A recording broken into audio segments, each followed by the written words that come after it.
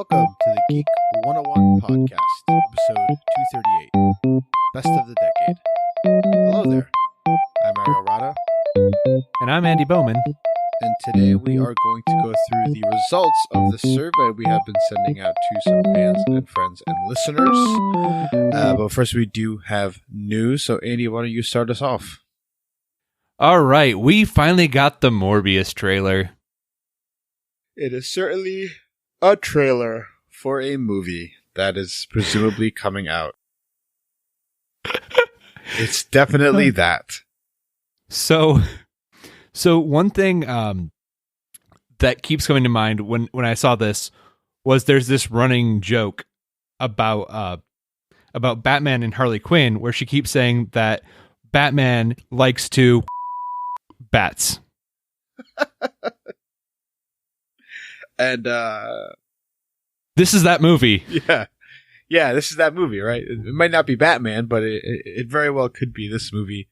I'm curious to see what the Jared Leto antics are in this from this movie. You know, from the behind the scenes.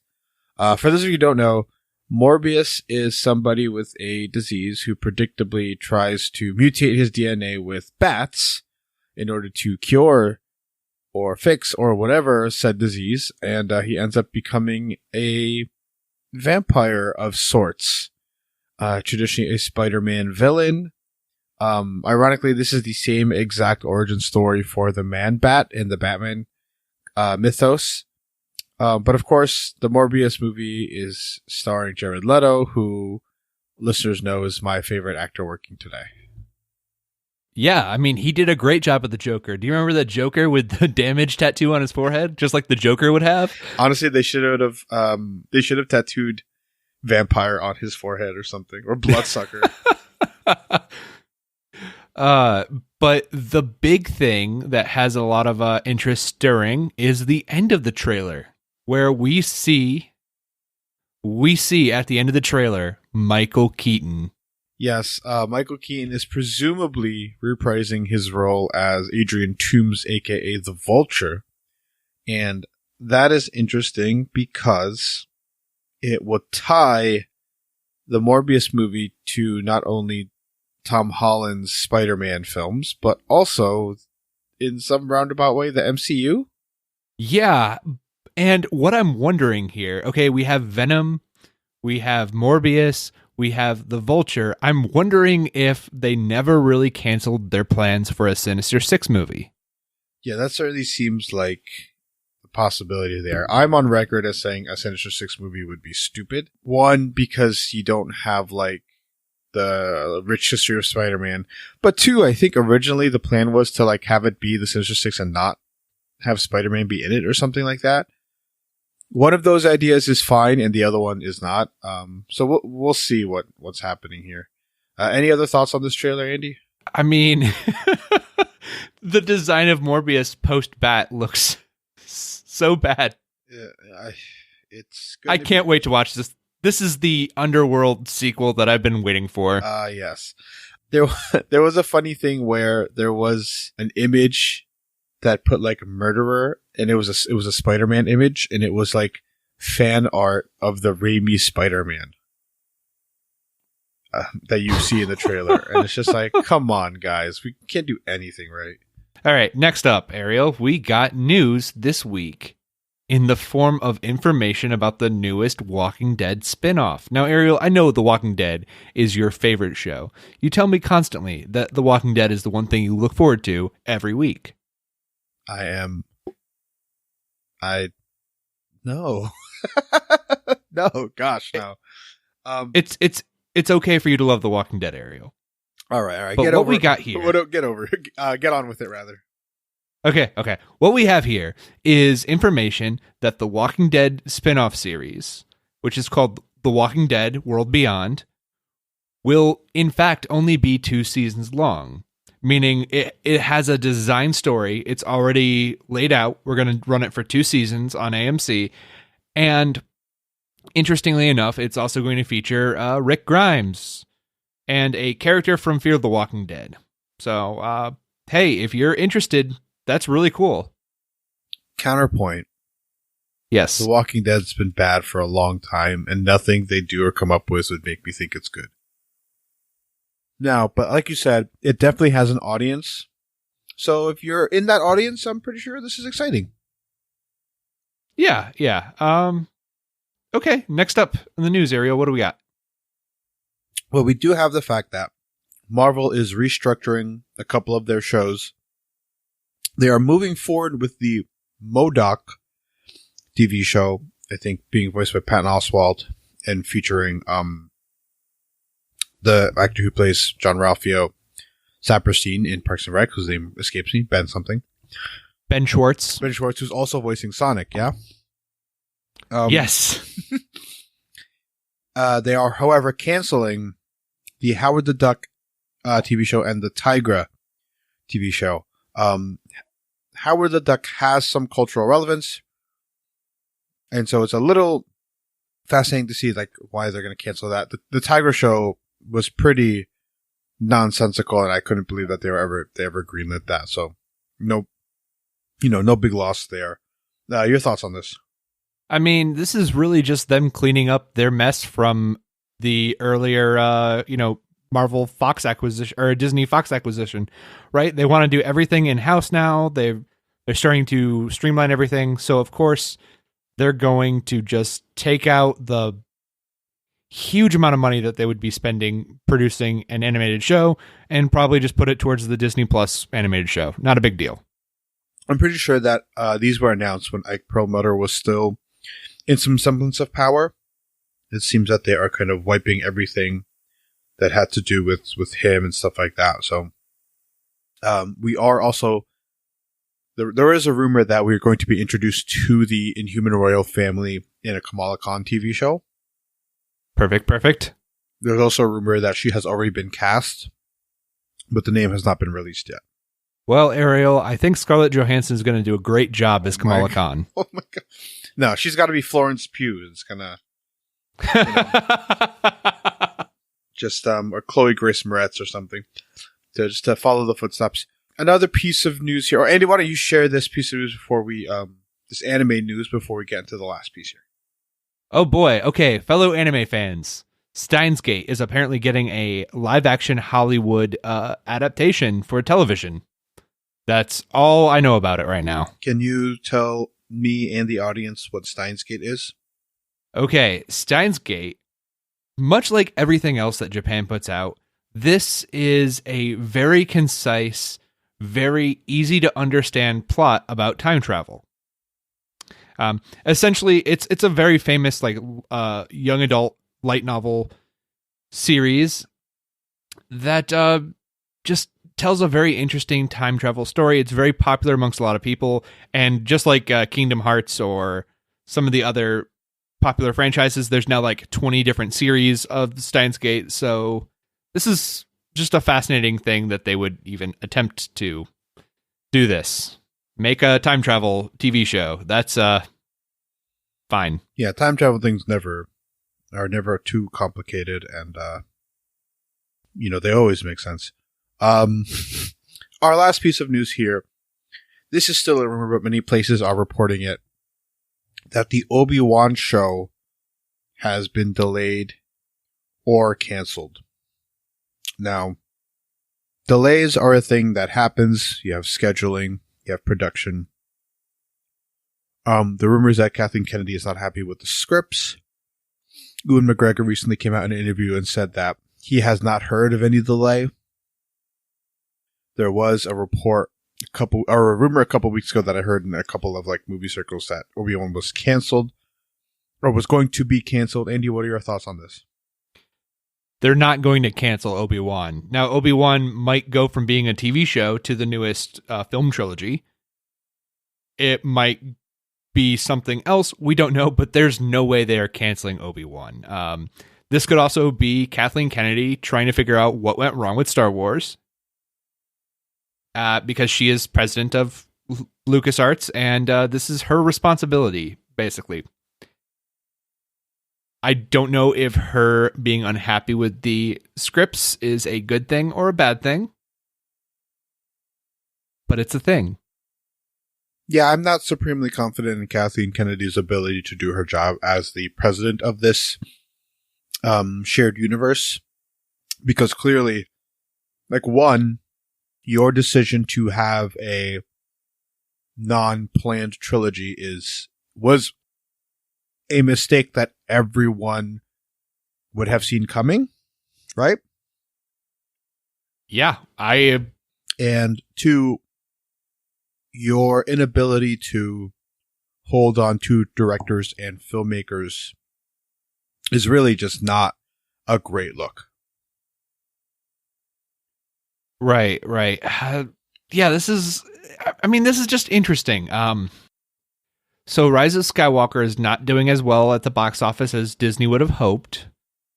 They really might be taking Ewan McGregor and trying to make it into a series, a better series. They might be taking feedback from The Mandalorian and responding to that. I think they're going to take the wrong lessons from The Mandalorian. We don't know, Ariel. It can't be bad. It's a Star Wars thing, right? No Star Wars thing has ever been bad or controversial. This is my take, Andy. There are more bad Star Wars films than good Star Wars films. Well, since I know you've seen Rise of Skywalker, what did you think of Rise of Skywalker? I didn't watch it yet. Not watched it yet. Yeah. I just don't, like, it's the same reason why I didn't watch that last season of Game of Thrones. If what you're telling me has indeed happened, and of course it has, I just don't find that to be a satisfying conclusion. And so I didn't want to waste time.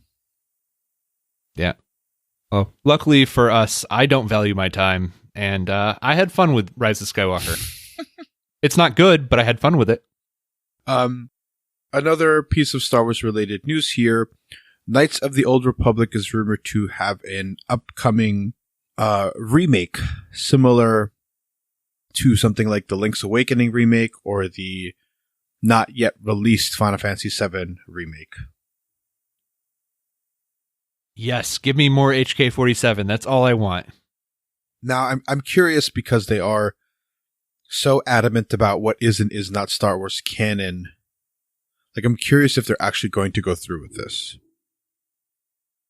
I think that they will. I mean, they could even just call it like Knights of the Old Republic Legends or something. Legends of the Old Republic. I don't know. And just make it not canon because this is a great way to cash in on a lot of money. Right. A lot of nostalgia. A lot of people kind of pining for what Star Wars was. Whether or not that is like right, it is certainly something people will do. Yep. Okay, let's move on here. Andy, we had a good amount of fan interaction and friend interaction for our Geek101 Decade Awards. We're going to go through here and reveal the results of our survey. And then afterwards, we'll have a little discussion as to what the outlook of our show is going to be moving forward. So why don't we just get into it, Andy?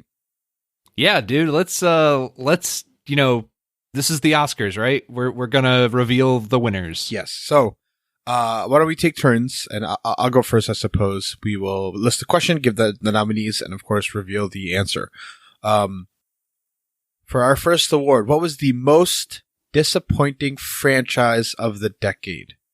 Our nominees were Disney Star Wars, which we just mentioned, Warner Brothers and the DC Comics movies, Harry Potter and the Fantastic Beasts films, the Netflix Marvel television shows, and the decline of Game of Thrones. And our winner is... Drumroll. With 16 of 36 votes, the Warner Brothers / DC Comics movies. Andy, your thoughts and reaction to that reveal? This is the proper choice. Unlike the Oscars, which are going to give a lot of stuff to Joker, this is the correct choice. Okay. What would you have voted for in this, Andy? Well, if I did vote, I really would have picked Warner Brothers DC Comics. I think starting out the decade with Green Lantern and then Dark Knight Rises was already bad enough. Uh-huh. but then going on to Man of Steel and Batman vs. Superman, followed by Suicide Squad. Disappointment is the right way to put it. This should have been a easy win for them, and it wasn't. Yeah. I think that I probably would have kind of wrung my hands a little bit. I probably would have voted for this as well. This is certainly my least favorite thing on this list. I think you have to take serious consideration for Game of Thrones, because if you're looking at disappointing, to go from the highs of that show to the lows is pretty disappointing. But and in DC, you have Green Lantern, you have a disappointing third entry into the Nolanverse, and of course Man of Steel. It started low and got lower. Where Game of Thrones clearly it started like pretty good, reached supernova highs and plummeted drastically. Yeah. And I think that's something to think about, because, like I said, DC started the decade out with Green Lantern. Yeah. So the initial disappointment from going from The Dark Knight to Green Lantern is a little bit more, but Game of Thrones did such a good job at building something very unique and special and something that everyone loved. Yes. Yeah, totally agree with you there. So, Andy, why don't you give us our second nomination and winner? All right. Most surprising moment of the decade. And the nominees were the success of Marvel's The Avengers, Man of Steel's characterization of Superman plus the Martha moment, the creation of Venom and commitment to other Spider-Man villain standalone films, the success of Damon Lindelof's Watchmen TV show, and going from The Force Awakens to The Last Jedi. And the winner for most surprising moment of the decade is the success of Marvel's The Avengers. Yeah. Did you see this one coming at all, Andy? I really think it did. I think we made a very compelling argument that this was not a given thing at the beginning of the decade. Yeah, I think the likelihood of it happening is pretty, was a lot lower than you would think. In hindsight, right? In hindsight. I think if I were to vote on this, it would probably have been the Star Wars one. 'Cause I could not have foreseen their lack of planning, right? Yeah. You watch Iron Man and you watch Cap and you watch Thor, and those are all pretty good movies. Now, nobody could have foreseen what it became, right? I think you also have to consider not just the success of the Avengers, but I think most people considered the success of the Avengers franchise. But goodness, it just didn't. I didn't. Those are two very different movies, The Force Awakens and The Last Jedi. I don't know. That probably would have gotten my vote. Okay. Well, let's go next up, Ariel. Sure. By the way, in second place, it was very close. Marvel was the runaway winner in that, but the other ones were very close. The other four nominees. The How Did We Get Here award. Basically the award for how in the world did we end up in this moment? The nominees are The Rise of Skywalker and Disney's poor planning of the Star Wars franchise, which we just mentioned in the news with Kathleen Kennedy's handling of that franchise. Of course, that didn't just mean the three main trilogy films. It meant Solo and Rogue One's issues behind the camera and canceled movies and all that jazz. The Joker's $1 billion success. From Deathly Hallows to Fantastic Beasts. A lot of Harry Potter, what is happening. Henry Cavill's mustache and the underwhelming DC Universe. And the last nominee is the Rick and Morty Szechuan sauce debacle. And the winner is Henry Cavill's mustache in the underwhelming DC cinematic universe. With the 44% of the poll, the runner up was the Star Wars thing, which like we all said is just like how did that happen? I think if we had framed it differently, Andy, if we would just said, oh yeah, the underwhelming DC cinematic universe, I don't think it would have won. I think the mustache was a big deal to a lot of people. Well, it really shows just how little Warner Brothers really cared, right? Like that's the thing. This could have been fixed, and it would have been like just an okay movie. Like it wouldn't have been great, right? But it's not BVS, it's not Suicide Squad. It would have been right. It would have been just it has some merit. Yeah, it would have been a dumb, fun movie, and there's value in that. I don't want that to be Justice League, of course, but yeah. Especially since Warner Brothers does now seem to be doubling down on Ezra Miller as the Flash, which is interesting. Yeah. So the mustache was really bad. Yeah. The mustache was insane. Whew. Let's do one of the writing categories. Now, this is interesting to me because this specific writing category, there is a clear winner, but because of the way that people spelled the name, it almost went to someone completely different. So, this is who deserves a 2010s Decade Comeback Award. Yeah, there was a couple of write-in. Actually, Andy, I don't think there is a clear winner. Oh, there is. It's a different spelling. No, I think you should take a look again. Oh God, you're right. It is a tie. It's a tie. It's a tie for the two okay. most worthy people we could probably think of. We won't go through all the nominees, Andy, but why don't you reveal who that it's a tie between? Okay, it's a tie between the two most obvious choices, Keanu Reeves and Robert Downey Jr. Yes. So with the Robert Downey Jr. thing, would you consider it? You have to talk about how strongly he bounced back in 2008 after Iron Man. What are your thoughts on that? Right. That's why Keanu gets my support for this, is because Iron Man in 2008 blasted Robert Downey's career up, and it's really only the Avengers that Robert Downey Jr. has, right? Yeah, because I mean, you got Iron Man 2 and 3, but they're not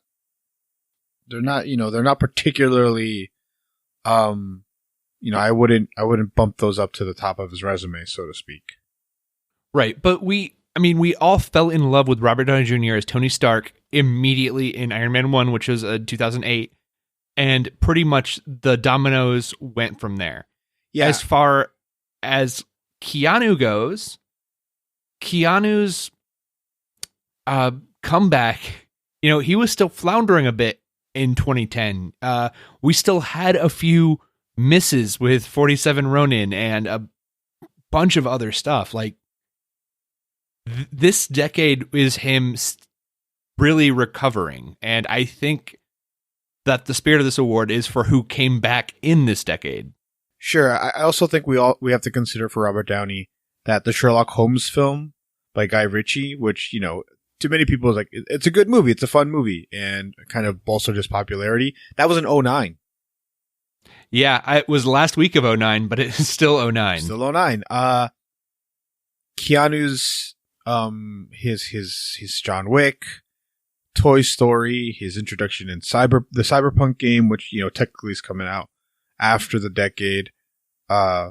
Always Be My Maybe, stories of him being such a great such a great guy off screen. Those all happened squarely in the middle of the decade, and if there has to be a tiebreaker, I think you and I agree we'd both give it to Keanu. Yeah, and just, 47 Ronin, like that was some balls, dude. His replicas from 2018, like who? Yeah. Man. So all right, the one thing I want to bring up is somebody wrote in me, M-E, as winner of the 2010's Comeback Award. So I really want to know, listener, whoever you are, give me your case. I want to know what would have happened. I'm pretty sure that's Amanda, my fiance, who wrote that in. Oh, I see. Fun fact, we only got 17 out of 36 responses for the Decade Comeback Decade Comeback Award for Geek101. Well, to be fair, writing it is a lot harder than clicking on a thing. Right, than choosing one, you have to think more. The next award is the most overwhelming favorite in terms of, or the biggest gap between the winner and the field. What it was the most influential piece of pop culture. Your nominees are Marvel's The Avengers for the realization of a cinematic universe, Deadpool and the success of R-rated comic book movies, Star Wars The Force Awakens for the return of Star Wars, Mad Max Fury Road for the promotion of movie stunt work and practical effects, and Game of Thrones for the rise of geeky pop culture prestige television. I think you would also have to kind of put Walking Dead in that scenario, along with Game of Thrones. But with a whopping 52.8%, Marvel's The Avengers wins for the cinematic universe. And Andy, I think both you and I mentioned this. It's not just the fact that they nailed it, right? It's the fact that everyone tried to do it afterwards and still has not figured it out. Yeah, exactly. This was the clear winner, I believe. Yeah, I gotta agree with you there. Any other thoughts on Marvel's? I mean, we talk Marvel a lot, but it was just so clearly the defining force of the decade. Yeah. I don't think I have any more thoughts. I mean, we're still holding on to every single piece of news that Marvel gives us, right? We just finished talking about how they're canceling the Howard the Duck show, and that was actually people were talking about that for some reason. Yeah. And it's Howard the Duck. Yeah, the runner-up for this award was 27% for Game of Thrones. I think if Game of Thrones nailed its last 2 seasons, that percentage is a little closer. Yeah. All right, Andy, why don't you give us the next one? All right, next up is Best Comic Book Event. Yes. This one only had 26 of 36 responses. Yeah, but, a lot of people don't read comic books. And unlike the Oscars, I am proud of our audience for saying to themselves, I haven't experienced all these. I'm not going to vote. So why don't you give us the nominees, Andy? Okay, the nominees are Secret Wars, DC Universe Rebirth, Avengers vs. X-Men, Flashpoint, and the combo of House of X and Powers of X. And the winner, the very, very clear winner here, yes, with 46% of the vote, is Flashpoint. I don't think I would have voted Flashpoint. I probably would have voted Secret Wars. But Flashpoint was very clearly the most popular comic book event of the decade, judging from the reception of that animated show they made, and of course transitioning or translating that from comic to TV show in some way with the Flash TV show. Yeah, this was, it was a really fun event, though, to read, and we got introduced to Thomas Wayne as Batman, and that was a big deal. That was a huge deal. Yeah, it's one of the more logical explorations of an alternate Batman. Right, and then the alternate Joker, of course, being Martha. Right. But why did you say that name? Gosh. Anything else in regards to this? I think the next category is a little more interesting in terms of comic books. Yeah. I got nothing. Go ahead. All right. The next award is the best comic book run. This was not limited to 10 issue events or whatever. The first nominee is Saga by Brian K. Vaughan and Fiona Staples, Batman by Scott Snyder and Greg Capullo, Mr. Miracle by Tom King, Mitch Gerrits, and covers by Nick Darrington, Paper Girls by Brian K. Vaughan, Cliff Chiang, and Matt Wilson. Ultimate Comics Spider-Man, which is the Miles Morales Spider-Man run by Brian Michael Bendis, Sarah Pacelli, and the late Justin Ponzer. And One Punch Man by One and Yusuke Murata. The winner is Saga by Brian K. Vaughan and Fiona Staples. Andy, your thoughts? This is the correct choice. Saga seems to be a comic book that people who don't read comic book get involved into, right? Yes, yeah. This is also one of the most frustrating things to read because it keeps going on hiatus and it keeps being so good. Does it keep going on hiatus? I thought it's just one on the one. Has there been delays? Oh, I mean, Brian K. Vaughan will take a few months off, come back on, do a little bit more, take another hiatus. I mean, he's pretty much Oda. Oh, okay. Interesting. But I think you do have to let the artist sit and do that. I think in a different setting, in a different demographic, perhaps an anime wins instead, a manga. Maybe not One Punch Man. I figured we'd throw that in there because of how popular it is among Western audiences.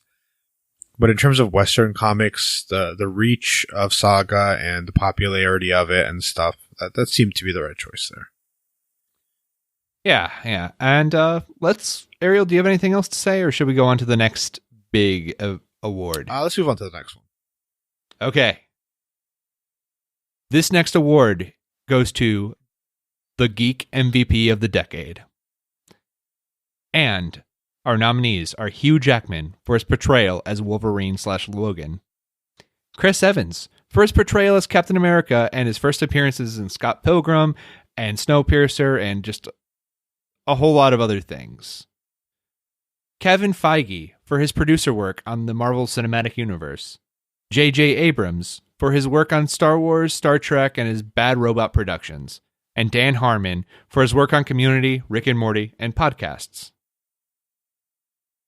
And the winner, overwhelmingly, Kevin Feige for his producer work on the Marvel Cinematic Universe. Yeah, this one was pretty clear. 40% of the vote. That seems to be the average amount by the winner of these categories. I think it's really impressive what he did, but also I still think that the other nominees all had a case. Yeah, and this one was actually a little bit closer than expected. I mean, Chris Evans did get 27%, and I got a few DMs and conversations about why Robert Downey Jr. wasn't in the Geek MVP list. I was going to say I did too. I think we should have put him in. That's probably our biggest mistake of this conversation. Like I said, his best performance and his biggest is in 08.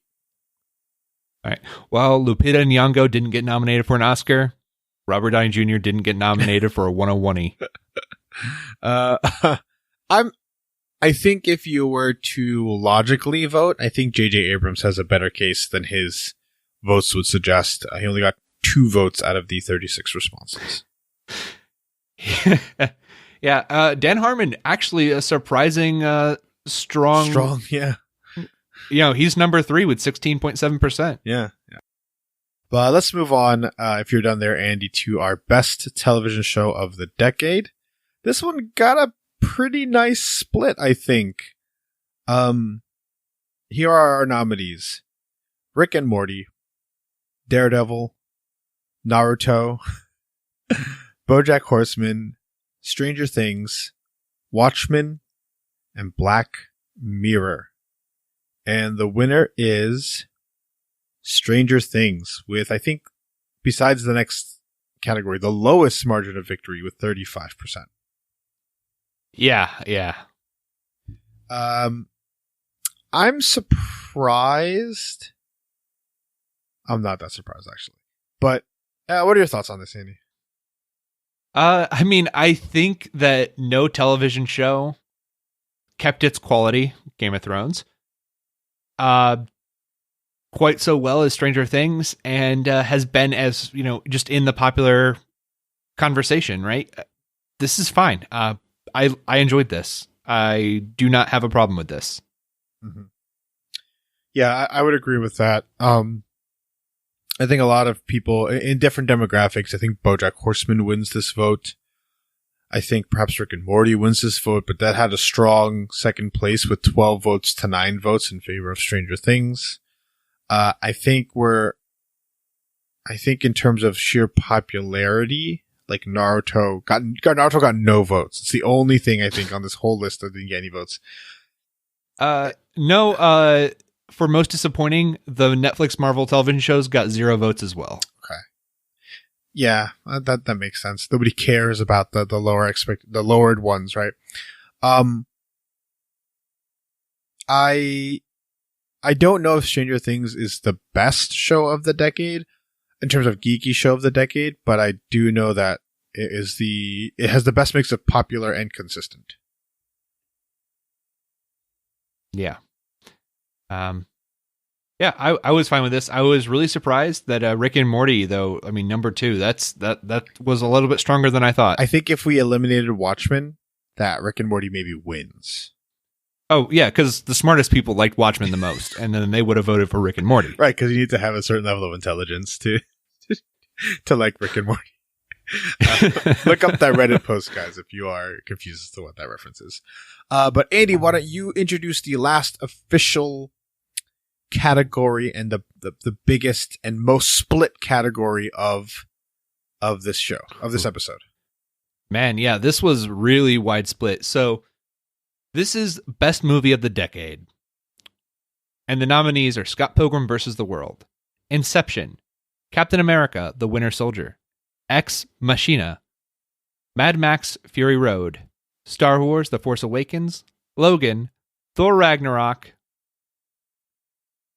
Black Panther, and Spider-Man Into the Spider-Verse. Okay, I think we should talk about the four runner-ups.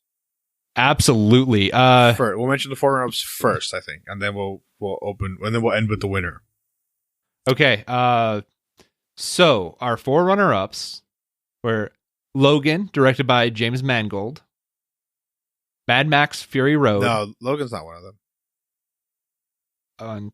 Oh, sorry. Logan's number 5 in the 5th runner-up, but the rest were ties. Yeah. So I can't count today, apparently. But Mad Max Fury Road, Captain America: The Winter Soldier, Inception, and Scott Pilgrim vs. the World all tied with 5 votes apiece. Yeah. Interesting. I think Captain America, Logan, Thor Ragnarok, and Black Panther, if one of those movies is on the list or 2 of those movies is on the list, it maybe wins the poll. Yeah. Yeah, that's tough. But Andy, why don't you reveal what our winner is with only 8 votes out of 35 responses? One person didn't vote on this? Strange. Yeah. Okay. The winner is Joker. Wait. Sorry. We've messed up. The winner is Spider-Man Into the Spider-Verse. That's like a perfect Oscar La La Land Moonlight type thing. Todd Phillips is just getting up and walking to the podium right now to get his Geek 101. Are you surprised by Into the Spider-Verse winning this? I want to say that I am, but it really makes the most sense, I think.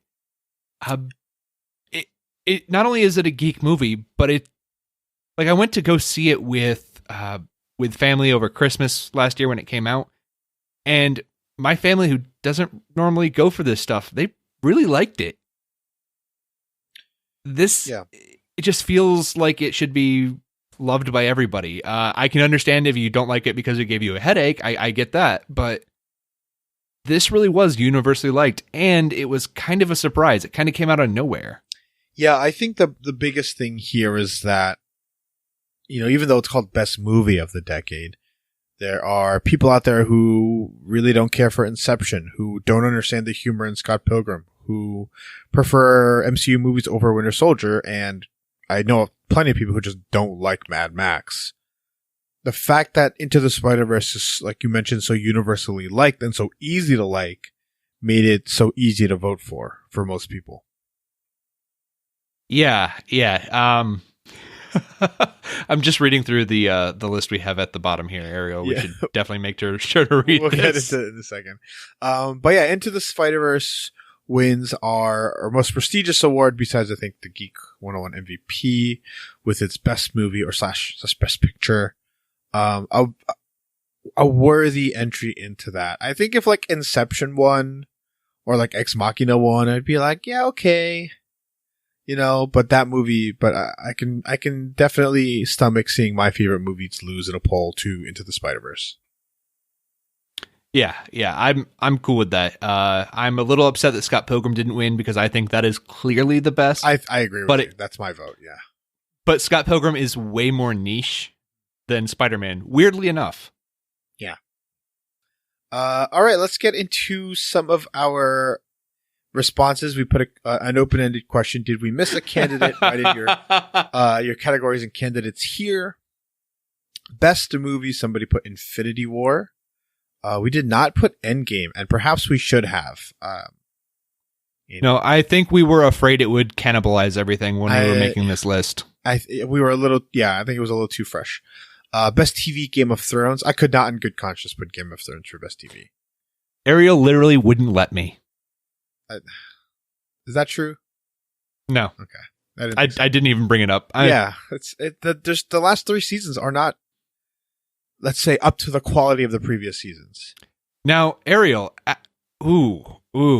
this is an interesting idea. What if we limited it to five seasons within the decade? Nah, that's a hard qualification. You have to take a piece of work as it is and not, it's not like it's I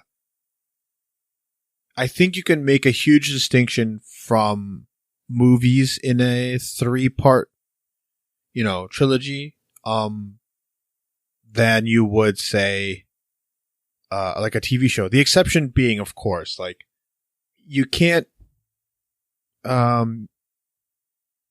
credit or you can't discredit Jon Favreau for Iron Man 3 because he had nothing to do with Iron Man 3.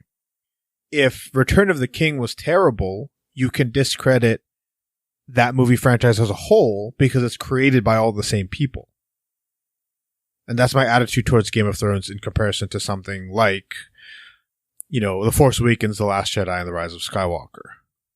Right. So if Benioff and Weiss kind of left as showrunners, around season 5, we'd have a very different case, right? Right, Ariel? Is that what you're saying? Yeah. Even if you look at something like Supernatural, which has like 15 seasons, the original showrunner and creator left after season 5. And the show feels different after that. Well, not fully, right? The actors are still there, but the person in charge and the producers are now different. And so you can take a look at something like that. I think something like Dexter also, where I think the showrunner changes after a certain point. But as long as like the people in charge stay the same and they're executing their vision, like I can't separate one thing from another. I don't know. Does that make sense? Yeah. We did have a vote for Tom King's Batman run over Scott Snyder and Greg Capullo's. I think, Andy, both you and I agree that the Snyder Capullo run was more accessible, more widely, Tom King has a little bit of a Grant Morrison to him, I think. Yeah, it's a very, it becomes a little, I don't want to say complex.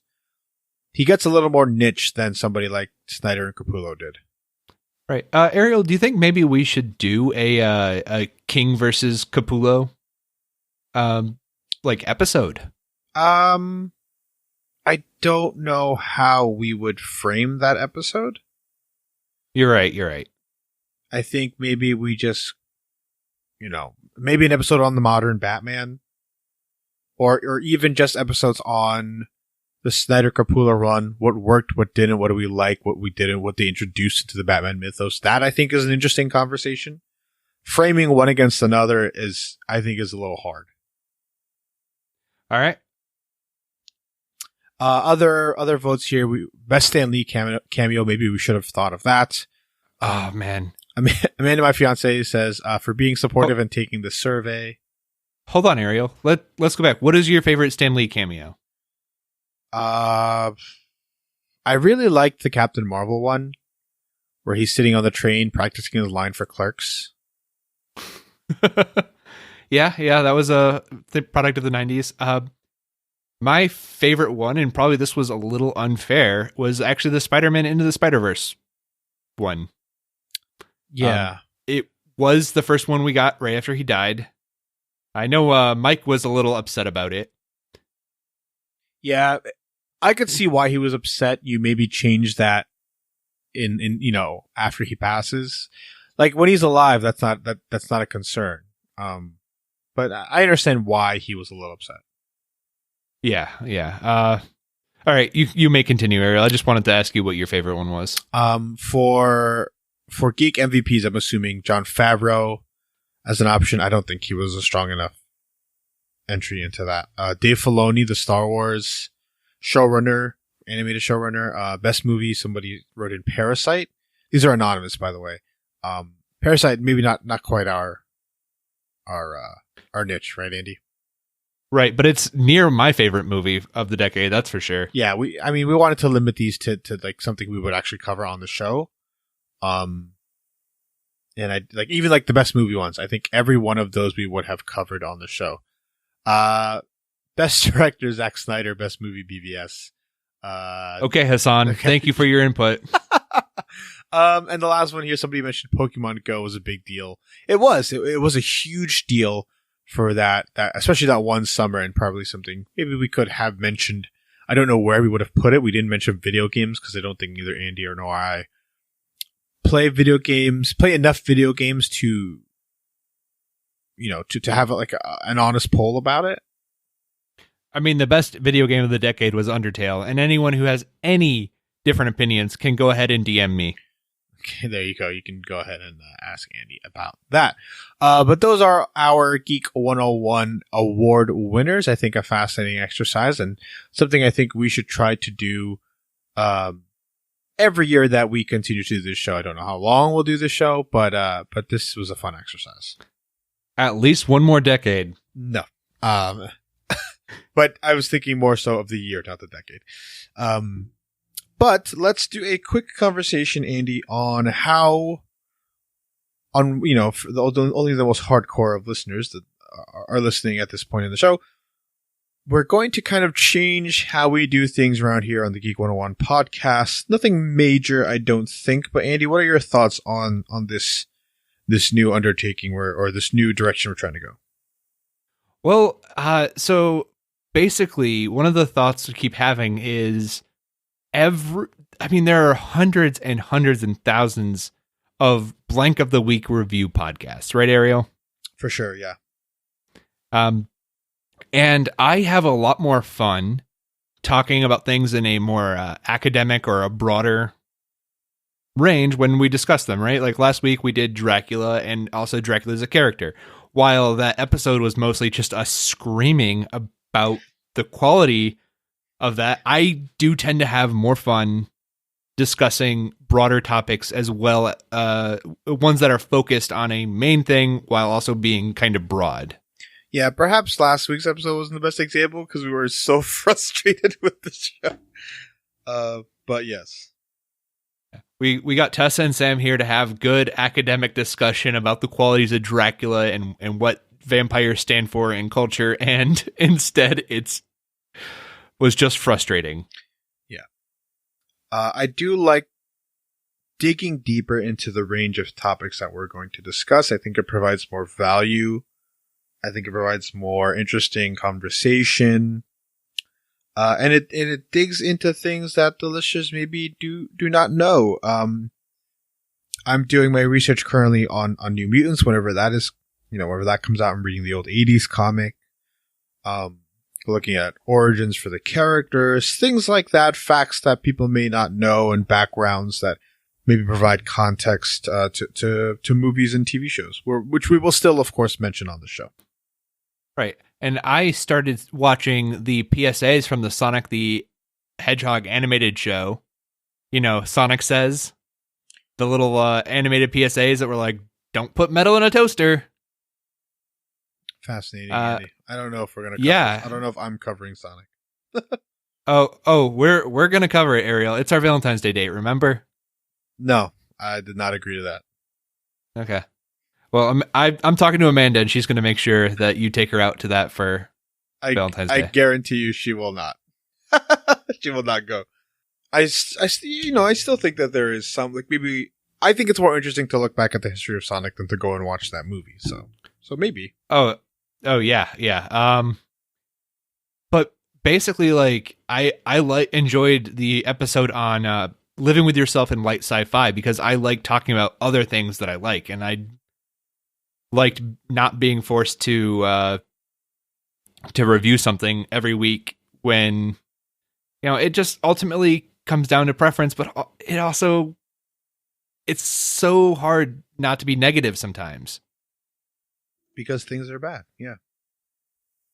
As I say often, things are bad on this. People make bad things.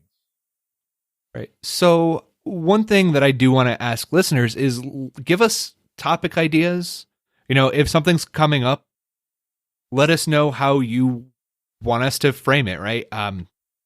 I think we'll be doing or at least I'm pushing for a Birds of Prey episode that focuses on female superheroes in just how they've been treated. I do have a female guest coming on, I think, who can kind of give us a little bit more about DC than I can, at least. Okay. But yeah, it's just this is just a simple little kind of message to our listeners who have been here a while that we're going to try to do something different, not necessarily better, but certainly more different than what is out there in the podcast, world. Right.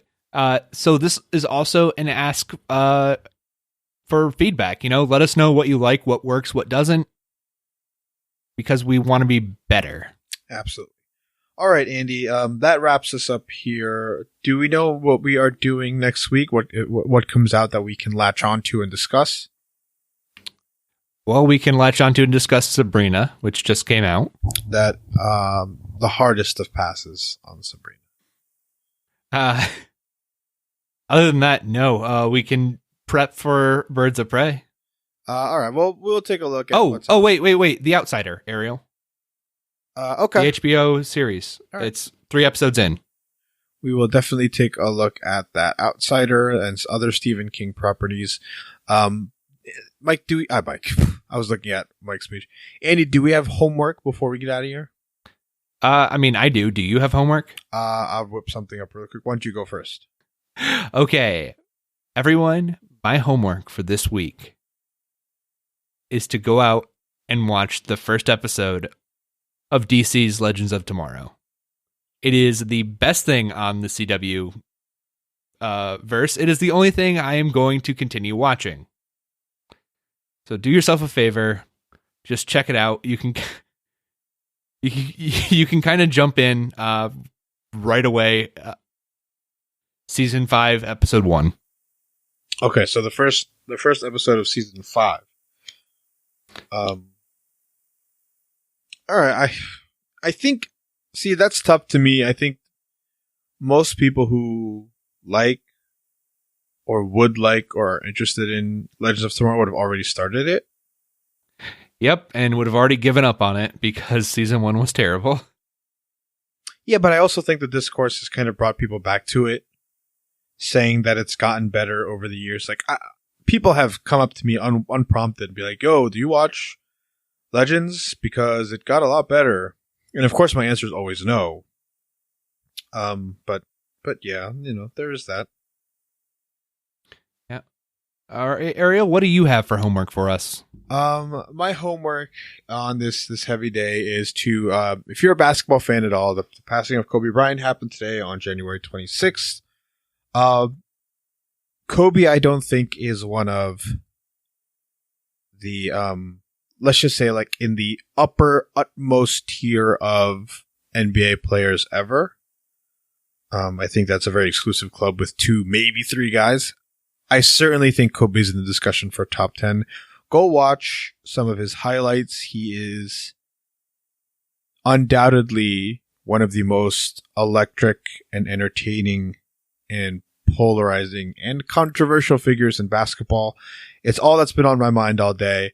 Passing of a 41-year-old Kobe Bryant on the eve of his induction into the Hall of Fame, and right after he is passed by his friend LeBron James on the all-time scoring list. So he was fresh in our minds just one day prior. So if you like basketball, if you heard of Kobe, if you've ever thrown a piece of paper into a trash can and yelled Kobe, go on YouTube, watch his highlights, and just remember Kobe Bryant for what he was best at, just chucking shots. Right. And you could also watch his one scene in the hit comedy movie Daddy's Home. He did win that short, the Oscar, right, for the animated short? Yeah, actually he did. That would be a much better one to go. But Andy, like we mentioned this before, I think this is the biggest death or celebrity death of the social media era. Bowie and Prince and Michael Jackson all passed, of course, but the demographics of the people who are their biggest fans and are not the people on Twitter and Facebook and Instagram and Snapchat and TikTok and whatever. But that demographic is like, for lack of a better word, like millennials. Those are the people who grew up watching Kobe, and those are the people predominantly on Twitter. So, an interesting look that maybe we will take a minute and then research into that particular topic. Yeah. All right, we're done here, Ariel? We are done here, Andy. So where can people find you online? All right, people can find me online on Twitter at Hebrews Pale Ale, and also on Letterboxd. Follow me on Letterboxd. Read my one-sentence reviews. You can find me at Dread Pirate Rod. You can find us at Geek101 Podcast on Twitter and Facebook. And Patreon. Email us geek101pod@gmail.com. That's all we have for today. Class dismissed.